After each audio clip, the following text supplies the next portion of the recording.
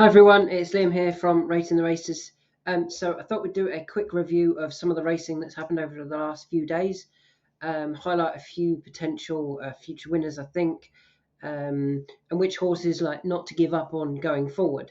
We'll start off looking at the 12:15 at Cheltenham, the Ballymore Novices Hurdle, which was won by Hillcrest when he outstayed, in my opinion, Am Maximus.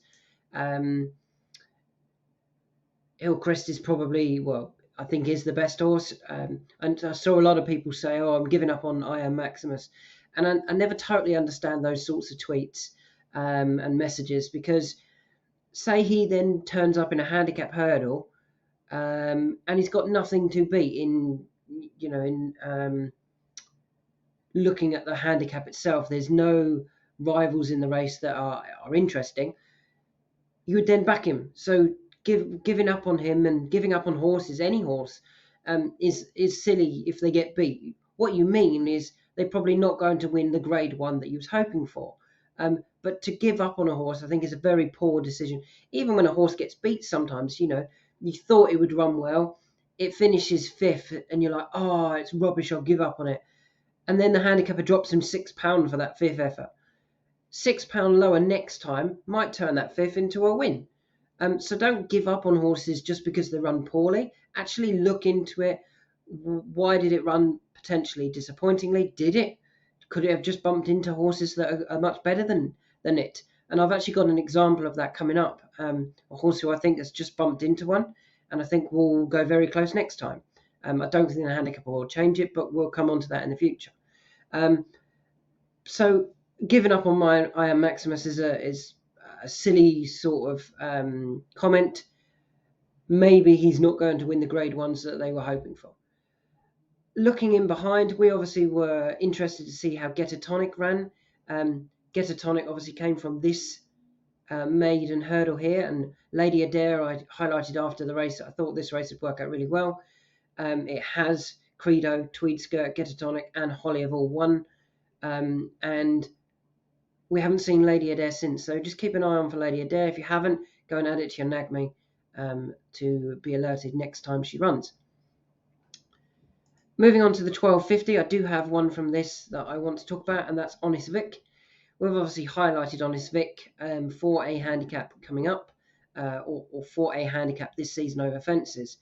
I thought his first three runs over fences at Chepstow, Exeter, and then Huntington were fine, and he looked very well handicapped off 141, which is the same mark as when he won this race here at Cheltenham in October of 2020.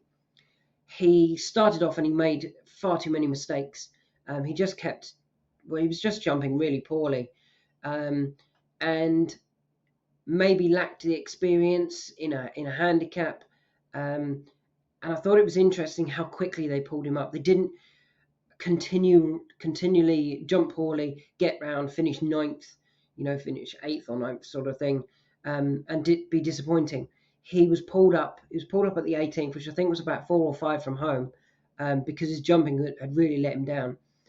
I'm not going to give up on him. He was rated 141 coming into this race, and the handicap is going to drop him for that.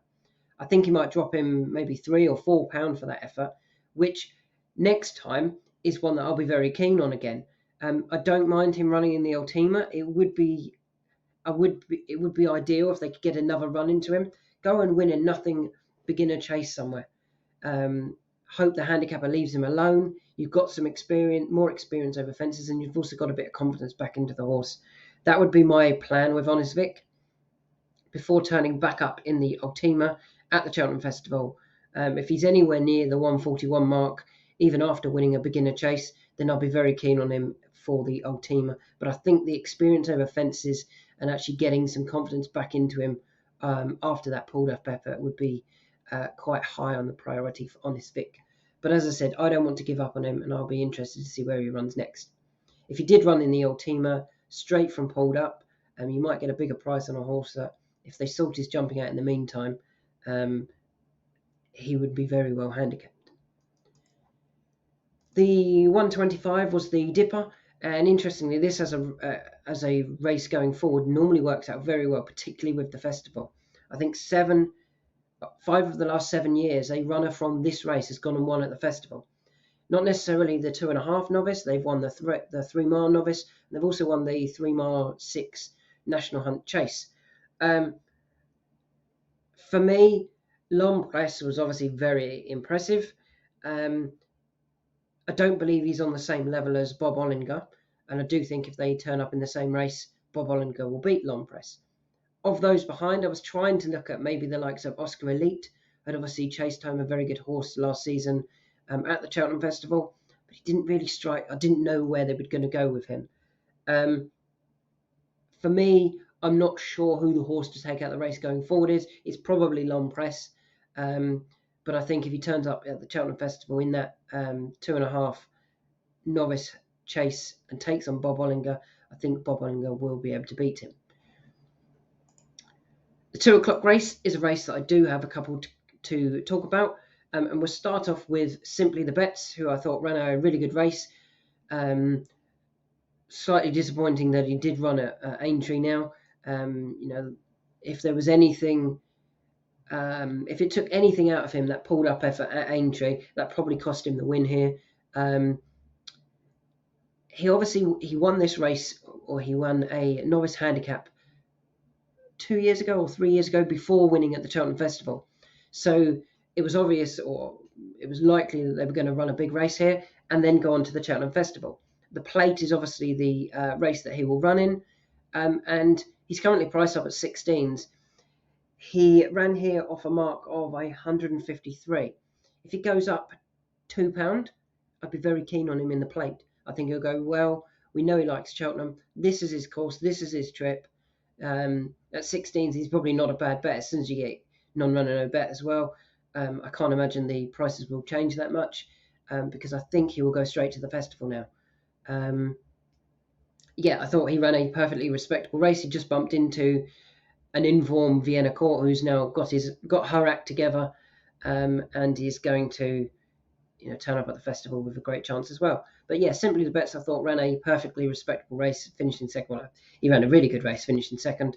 I'm sure Mr. Brooks is getting frustrated with this race. They had St. Calvados finish second in it a few years ago, beaten a neck, and now they've had Simply the Bets beaten just a length and a bit, I think, by Vienna Court.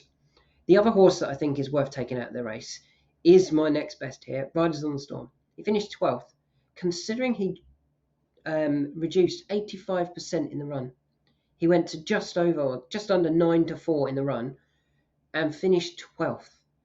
I thought he over-raced. He was a bit keen. He jumped his way to the front too early, along with Simply the Bets, who possibly hit the front too soon, and faded late on.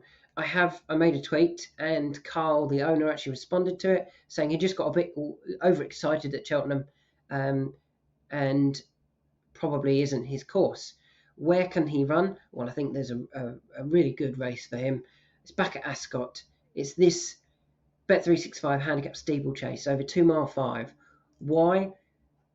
This race here, when he won in December, arguably performing his best, you can see it was probably the best figure in the race, was a grade 1. Well, he could drop into a handicap.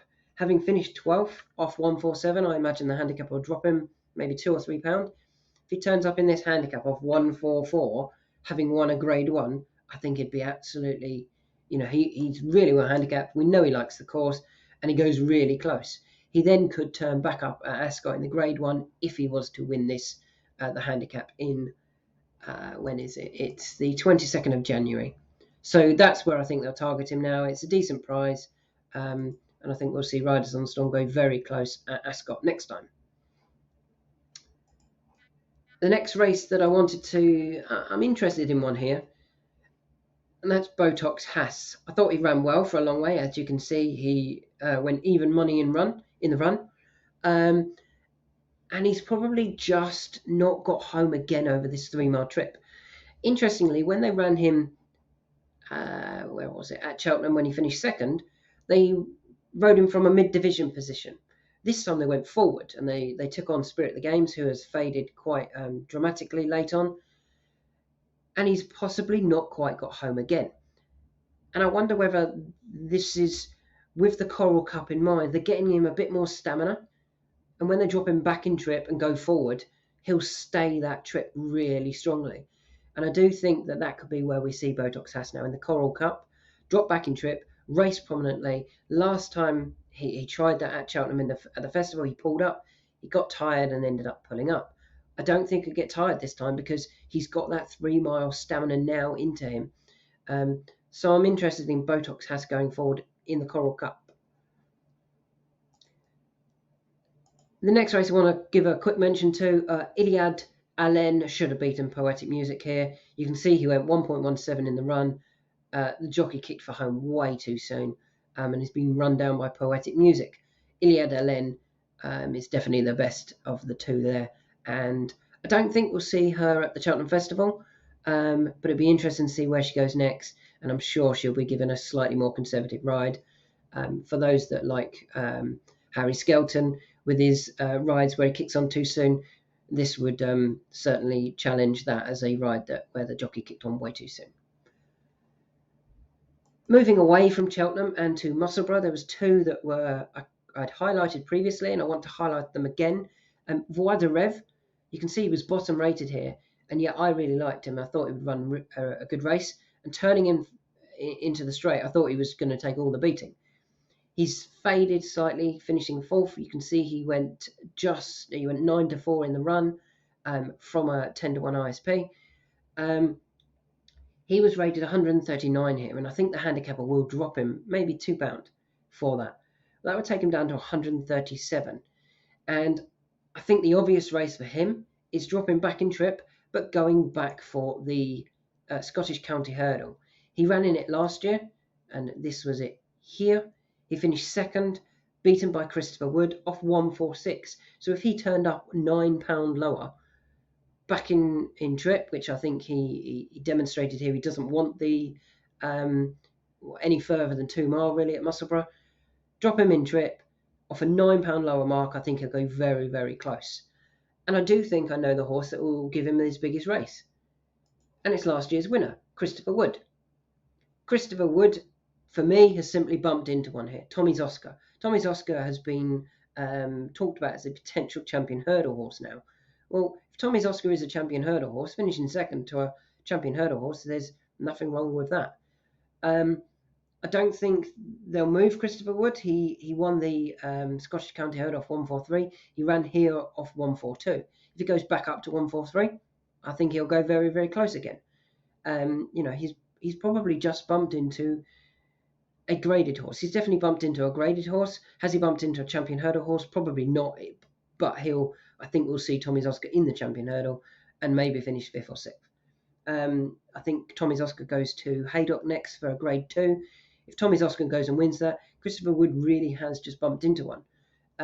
Granted, he could bump into another one in Voix de Rêve, who would be £9 better off for, I think it was 3 lengths last year.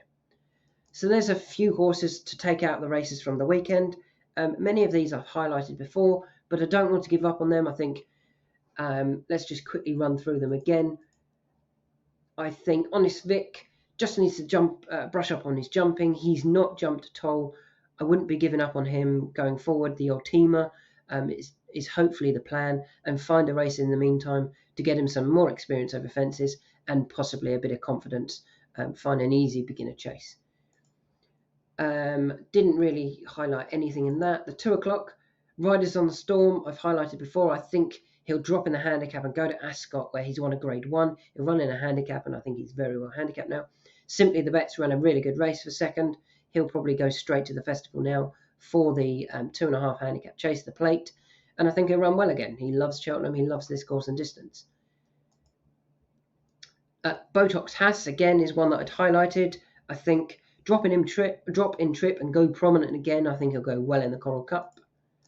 And I think Voix de Rêve is now well handicapped. Didn't stay the 2 mile 3 trip, but can drop back to 2 miles. And Christopher Wood has probably bumped into a graded horse. There's nothing wrong with that, and finished in second. So there's some thoughts. Hopefully we can have some future winners with some of these. And I'll probably do a video for the weekend. I have looked at some of the entries. I've noticed that Constitution Hill does or is likely to run in the Tolworth Hurdle. I think he'll go very close in that, obviously. And there's also one more at Sandham. I can't think who it is. I will make a note and tweet about that as soon as I look it up shortly. Thanks for listening. Hope you've had a great Christmas and Happy New Year to everyone. When do we stop saying Happy New Year to people? It's the 3rd of January now, probably today. Anyway, Happy New Year.